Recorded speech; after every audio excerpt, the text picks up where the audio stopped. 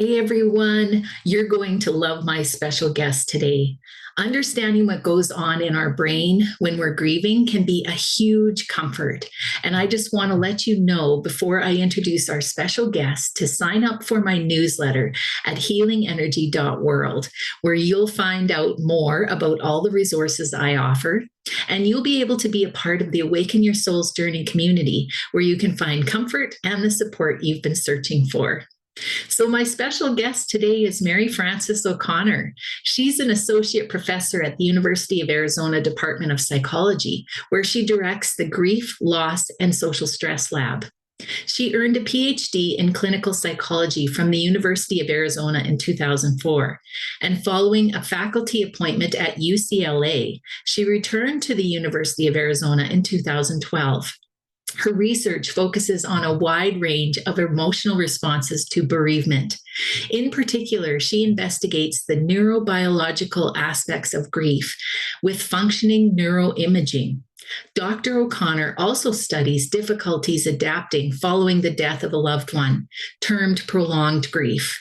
Her recent research has included how aspects of cultural grieving may not be included in current research and how bereavement could be considered a health disparity. Dr. O'Connor's recent book, The Grieving Brain: The Surprising Science of How We Learn from Love and Loss, has garnered praise from peers and literary critics alike and has led to speaking engagements around the world. Help me welcome to the podcast, Mary Frances O'Connor. Hello, everyone, and thank you so much to my special guest today, Mary Frances O'Connor, who is spending a little bit of time with us today to explain a little bit more about grief and the brain. Thank you so much for being here. Thanks for inviting me, Angela. Yeah, and I know that the listeners are going to really want to know a little bit more about you and how you got started into all of this work that you do. Well, from a research perspective, I'm trained as a clinical psychologist and neuroscientist. And so my research has really focused on sort of why does grief hit us so hard and how does that grief experience unfold? What's going on, in the brain, for example, that creates that response in us? But of course, there's always a more personal side to this work as well. And from a personal perspective, my experience of grief really started when I was pretty young.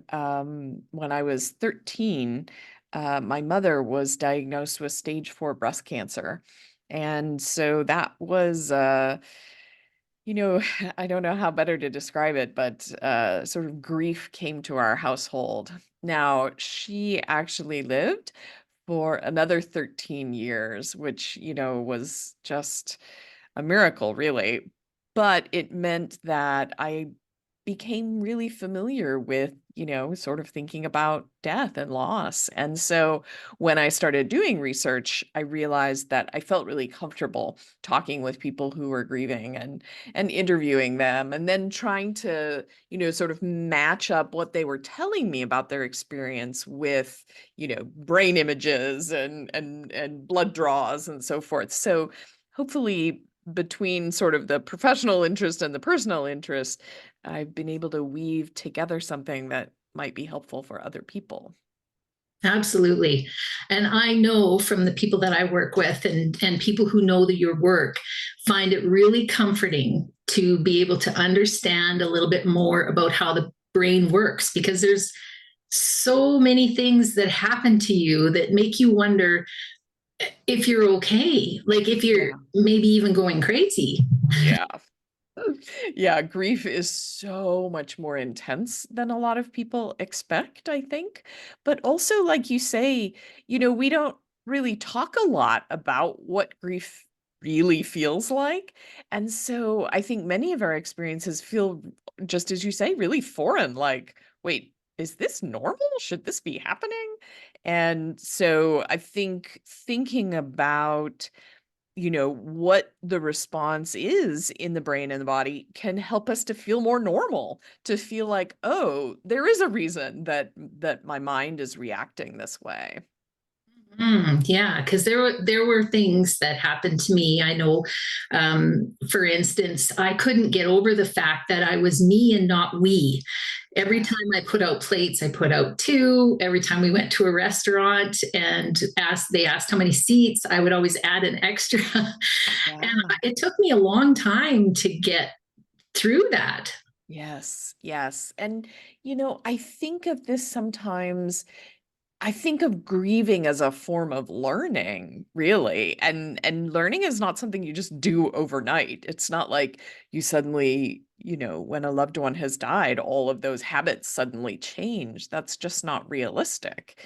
And, specifically, I think that our brain, in a funny sort of way, gets in the way of our learning that they're really gone. And that may sound a little funny to people, but there's a good reason for this, that when our loved one is alive, that believing that they are out there, even when we can't see them, right? Even when they're not in our presence, if your husband goes to work, your children go to school, it's not like you don't know that they're there and that they will be back at the end of the day. And so that's how the brain is operating. The plan is we will all be together again. And so when a loved one dies, which fortunately is really unusual circumstance, our brain still believes that they're out there for a long time. And so we keep acting in the world as though they're out there, just exactly in the ways that you describe. Um, and we're not crazy, right? So we do have a memory system in the brain as well. We can remember being there, we can remember being at the funeral, but this belief, that attachment neurobiology gets in the way of us really understanding that they're gone and aren't coming back. Yeah, yeah. And you talk about that whole attachment, and it makes sense to me. If you live with somebody for 35 years, there's going to be some, and you talk about pathways that have been developed that are really ingrained. Yes. I mean, physically ingrained when we bond with someone, and you fall in love with the person who becomes your spouse, or you fall in love with your baby, those relationships are deeply encoded in the brain. Who is this special person, right? How did they smell and look and sound, and that ingrained aspect in the brain, it's physiologically in the brain.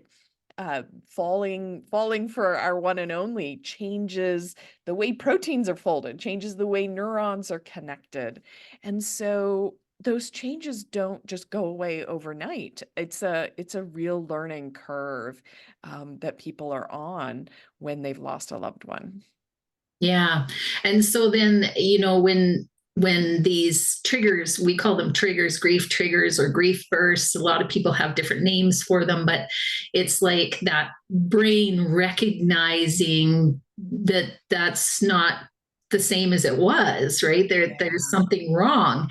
And then I know a friend of mine refers it to as a brain freak out. Like it Yeah. just all of a sudden you can start crying, or Yeah. all of these emotions come to the surface. So, what do we do with that? I guess that's a question, like when we're so overwhelmed with that. Yeah. Yeah, the two streams of information, cannot both be true. On the one hand, you have a memory, that they've died. On the other hand, you're still sort of operating in the world as though they're alive. And there will be these moments where those two things, the brain knows, wait, these can't both be true. And that usually causes a lot of distress and waves or bursts, or um, you know, outpouring of grief. I think, I think about it as having a whole toolkit of things to do to cope with those moments, because it isn't that any one coping strategy is the best one. It really does depend on what's happening, right? So the best tool in that situation, the best coping strategy in that situation has to match whatever the situation is that you're in. So, for example, um, even avoidance gets has a bad reputation. But there are moments, let's say you're walking into a work meeting and you suddenly are sort of reminded of something that really, makes you well up. And it's perfectly understandable to say, you know what? Now is I have this goal, I have to get through this work meeting, and I will give myself a chance to think about this, but I can't do it right now. And that's okay, right? To even be in denial, even pretend for those next 45 minutes, right? This hasn't happened. I am not widowed, whatever it is, just to get through that meeting. There's nothing wrong with that. Now, if that's your only coping strategy, if you face every situation where you feel teared up with avoidance and trying not to feel it, well, then that's going to take your brain longer to really understand what's happened, because it does have to resolve the fact that both of those things cannot be true to really understand and accept that they are gone, and that changes your life and who you are. And so we need other strategies as well. We need, discovering how to comfort ourselves, or how to reach out to someone else for comfort, or how to, you know, um, calm our body, right? Going for a walk, or doing some deep breathing, or um, prayer, or whatever strategy works. But the key is to have a bunch of different strategies. Yeah, and I like how you bring up, the fact that we can. I know my coach referred it to as putting those emotions into the waiting room Yes, for that little bit of time that you can, till you can find the time to really yeah, deal with it, but that those emotions can't be left there, that that's they right. actually have to be addressed at some point. And Oh, like that's a great metaphor. I love that, the waiting room. yeah. Yeah, Yeah, she always said, well, you can make it as cushy as you want to, you can. that's great. That's wonderful. But you're right, they are still waiting, right? So, Mhm. Yes, yes. And they do have to be dealt with. Absolutely. Yeah. And so, with your research in the brain, how do we, because at some point, we go through all of these grief bursts and we spend time with our emotions and we develop these tools, and hopefully we have some support from somewhere. And yes. then how does our brain start to help us restore like a meaningful life after our loss? At some point we have to get to a point where we're ready to try some new things, maybe be that person that we weren't before, or we aren't anymore, I guess is what I'm trying to say. How does the brain help us do that? Yeah. It's interesting. The brain is working for us all the time. It isn't like it just, it isn't like we say, "Hey Siri," and then it starts, recording whatever we're doing. But the brain is continuously having experiences. So, you do the laundry and you don't put any socks in your loved one's drawer, right? The brain learns something from that, even though you didn't intend for it to learn something. And so this is why having new experiences are so important, because the brain is deriving information from every experience that we have. And so allowing ourselves to have new experiences, even when they are painful, is an opportunity for the brain to understand, oh, this is how life is now. And life now can be painful, and it can also be rewarding. So, a really classic example, I think, is people who are widowed often don't want to go out to dinner with the couple friends that they used to go out to dinner with. And it's completely understandable. Of course, you are going to think about your loved one, your wife or husband, while you're out to dinner with these good friends. And I'm not saying in every situation is it the right thing to do, but it can be a very important experience to go ahead and go to dinner anyway. Like you say, hopefully with their support. I mean, they have to also know how hard it's going to be for you Mhm. and really want to see you anyway. And so, what's interesting is the first time you go out to dinner, it is usually really painful and there is a lot of grief. And you may come home and think, well, I don't ever want to do that again. But it's like a slow upward spiral of our brain learning. And so if we go out to dinner again, we may come home and think, well, yeah, there was definitely, gosh, so many memories of my spouse. But we also had this conversation about a book I haven't that they were recommending, and maybe I should get that. That sounded kind of interesting, right? There are these small things that start to filter in because you are living in the present moment. You are living in, relationship with people who care about you, and those things start to filter in if we give them a chance by going ahead and doing things. Mm. I like that you bring that up because I think, it's so painful to take that step. It feels so awful. So awful. And I was one of those people that, luckily it was in my nature that I just thought, well, rip the band aid off quick Yeah. and get it over with. Right. It was kind of Yeah. like that, but it's not like that for everybody. Mm. And it's comforting to know that over time, if you repeat those things, and I know I found this from my own experience, that it does get easier.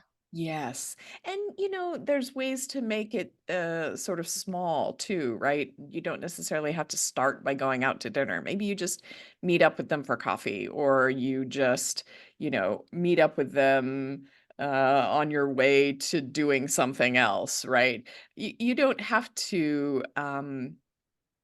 I don't know, you don't have to make it into a whole production necessarily, but to see people and to connect with them, um, especially when they're people who really care about you, and especially if they're people who have experienced grief themselves, so they really get it.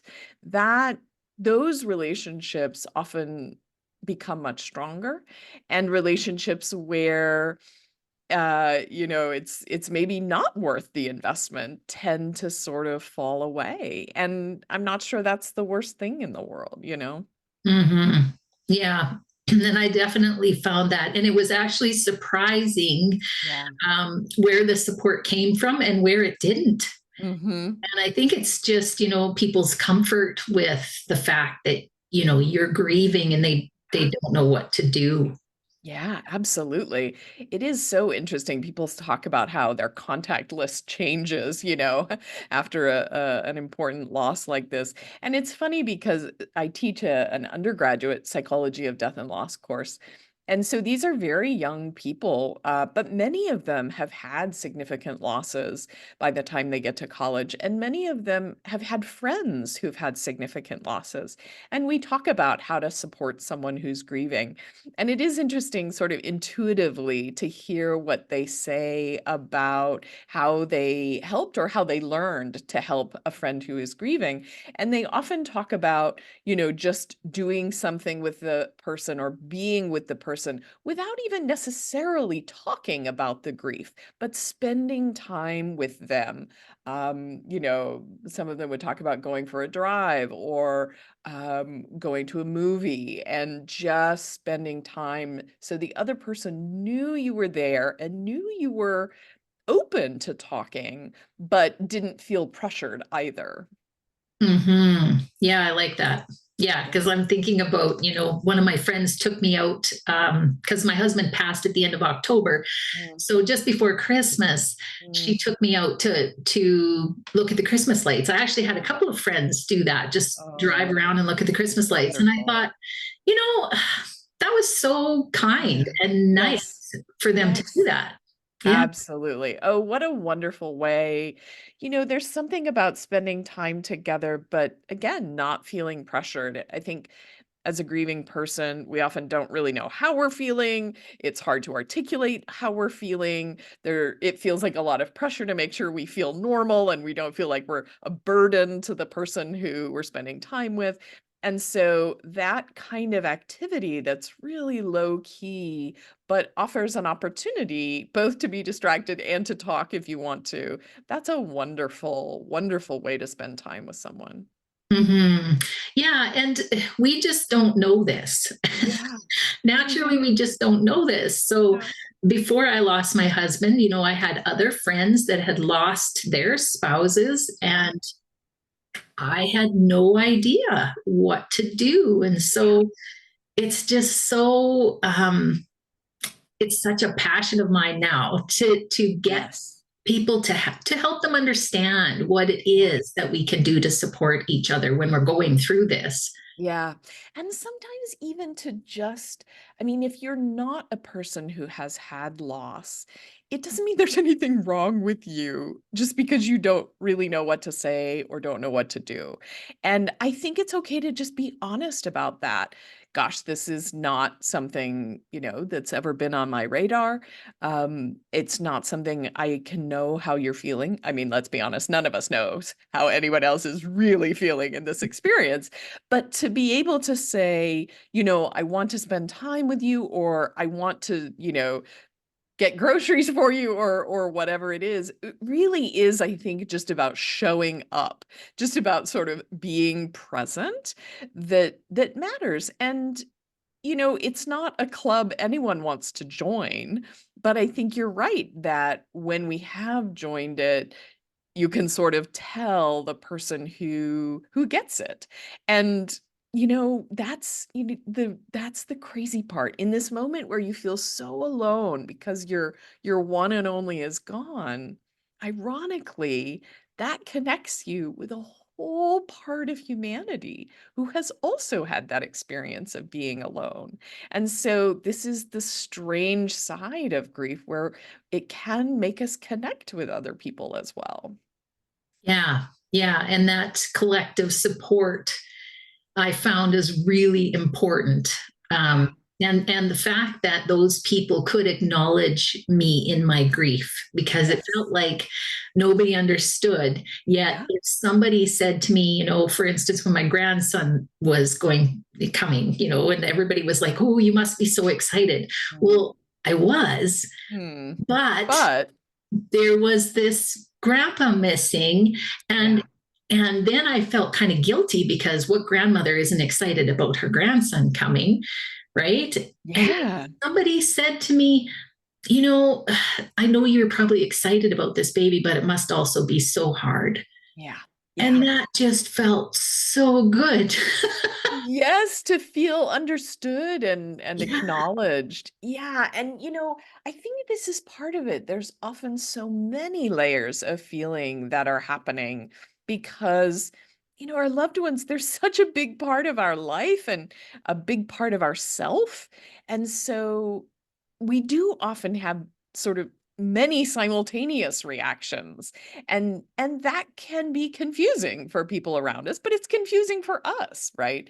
So I think this is part of why an opportunity to sort of just talk through what you're feeling without advice, without judgment, without just even figuring out what it is that you're feeling, having someone who can sort of listen pretty deeply to that and not have commentary can be really, really healing. Yeah.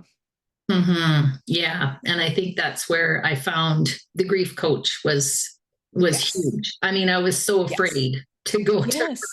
her. Right. Well, and this is the interesting thing. I think, many of us don't necessarily have a close friend who's been there, who's gone through the experience before us, or we don't have, especially if a death is sort of out of order, so to speak, not in the natural trajectory of our lifespan, then this is, I think, where grief support groups, online groups, podcasts are so wonderful because you get to sort of connect with people you may not know personally, but who so clearly reflect what you're feeling.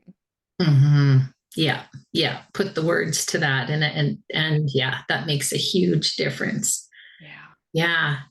So, I have this theory that at the base of all, maybe not all, but a lot of our mental health issues and crises, is this grief, that we don't, like you say, we don't talk about it.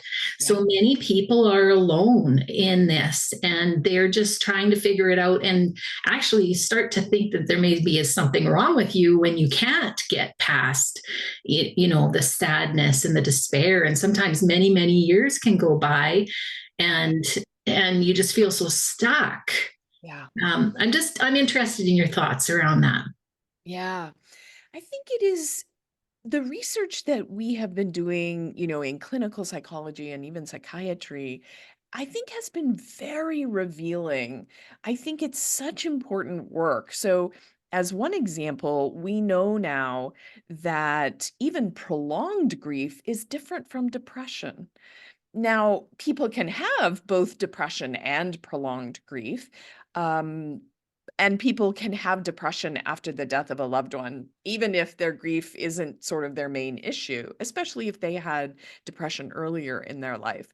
But the sort of nutshell of how I think about that is grief really is about our loved one, right? Even if there's guilt and anger and sadness and yearning and all these feelings, it really is about the loss that we're coping with. Depression is much broader, and so one way I like to say this is, yearning is not a symptom of depression. Depression is about sort of many things: feeling guilty, feeling worried, feeling things are meaningless, feeling like uh difficulty, in many different domains, in many different roles in one's life. And so when we think about those as being distinct, it can be helpful to sort of, if depression is what we're dealing with, then potentially addressing other issues as well as the grief can be useful. And if it really is about the loved one specifically, and if it has been, a number of years and we're not able to enjoy activities that we know should feel meaningful, if we're not able to feel a range of human emotions, both positive feelings and negative feelings, then this can be an indication that it is time to talk with a professional about it, who might be able to help us sort out what some of the contributing factors are. What are some of the barriers that are preventing us from sort of restoring a more meaningful life for ourselves? Yeah. Yeah. And I think that's so important. And I know people maybe would hesitate to seek out that kind of help, but I like to offer hope that Yes. lots of times it's not as big as you think. Yeah, that's right. That's Might right. be something that's just, for me, that simple acknowledgement made a huge difference. It was Absolutely. it was huge for me. Yes. And Yes. so when you think about it that way, if there's something that's plaguing you, maybe feeling really guilty or Yeah. shameful about it, uh, Yeah. as Brene Brown says, as soon as you talk about it, it's no longer shame, right? Yeah. Yeah. Yeah. And I think we focus a lot on the grief part, which makes sense. I'm not sure if I'm normal and I'm feeling such intense grief, but we sometimes forget, this sounds strange, but we sometimes forget that it's important to talk about the death. Right. So a lot of people have not actually told someone what they experienced when their loved one died. And getting a chance to tell that story to someone who's supportive, with, just as you say, the pieces that are so common of feeling guilty or feeling they should have done something else, or feeling their loved one didn't know something before they died. Those are really important things to sort of get a chance to express, because otherwise they sit on the back burner and they contribute to a lot of feelings we're having, and we aren't even necessarily realizing that they're doing that. Yeah. Yeah. Yeah. And then another thing that I wanted to ask you about is, you know, I feel that there's a real connection still with Blaine, even though he's not here. Yeah. And I know a lot of people have talked about, signs and things that come. I'm just curious about your thoughts around that. Yeah. As a neuroscientist and psychologist, I sort of I pick up once thoughts are in the mind, right? And I can't really honestly tell you where thoughts come from before that. But I do know that what's fascinating, as I said before, when we fall in love with this person, they are deeply encoded in our physiology, in our cells, in our neurons. And so, although I don't know what the answer is beyond our brain, I do know that we physically carry that person with us forever, that they have physically changed us because we loved them and they loved us. And so, kind of regardless of where the thoughts come from, the fact that we can call on that person, we call it continuing bonds in psychology. The idea that that relationship that goes on even after the person has sort of left this earthly plane, because they are a part of us, because we can call on them, we can have conversations with them, or sort of look to them for advice, or and know what they'll say, or even just sort of reflecting on the values that they had, and living out some of those values along with our own. I think that those are important ways that we, what do I want to say, that we appreciate the impact of this person on our ongoing life. Yeah.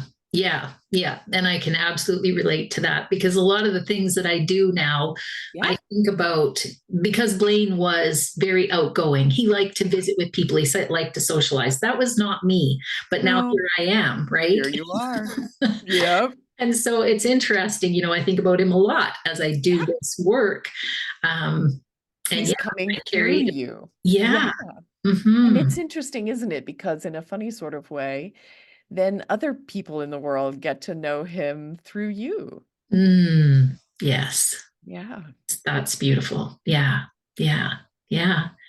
So is there anything else that you'd like to add? Hmm. Boy, I think just sort of the reassurance that I think of it as a learning curve. And so I like to sometimes say, if you feel like, I just can't adjust to the fact that my loved one is gone, you can always add the word yet at the end of that sentence, right? Hmm. I just can't adjust yet.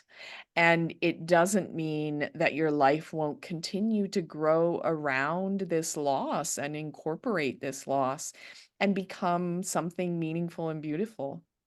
I love that. Yeah. Mm. Yeah. And yeah, putting yet at the end really changes that, doesn't It it? does, doesn't it? Yeah, Yeah. Yeah. It really opens up the possibility and gives hope for that's something right. to change in the future. Yeah. That's right. Yeah. Well, thank you so, so much for taking this time today. I really, really appreciate it. It's been my pleasure. And thank you for bringing this conversation to people. It's so important. Thank you. And thanks everyone for listening. Bye for now.